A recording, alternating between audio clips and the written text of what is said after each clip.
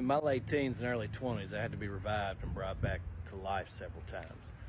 And when I came to consciousness in the ambulance or hospital or in the road, I had portions of the first song of Stone Temple Pilots' Core stuck in my head, just a fragment of it.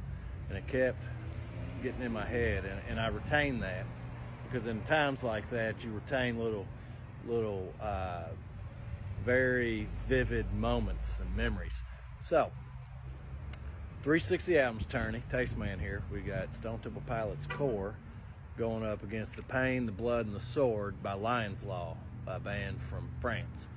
We'll start with Stone Temple Pilots' Core. Now, this was an album that I listened to a ton when I was in late high school and early college. Creep and several other songs were anthems of mine back then. It's an album that's kind of like Counting Crows. I don't really have a genre for it. I know it gets lumped in with grunge, but I don't really feel it's grunge. So that's going up against The Pain, the Blood, and the Sword. Street punk / heavy oi band out of France, and I've been listening to a ton of street punk and heavy oi the past few years. I listen to that genre, like Conservative Military Image and Brutal Bravo, and a couple of bands in French that I can't even pronounce the band names were some of my most listened to artists last year. And I just love the energy and the passion and the toughness of street oi and street punk and heavy oi.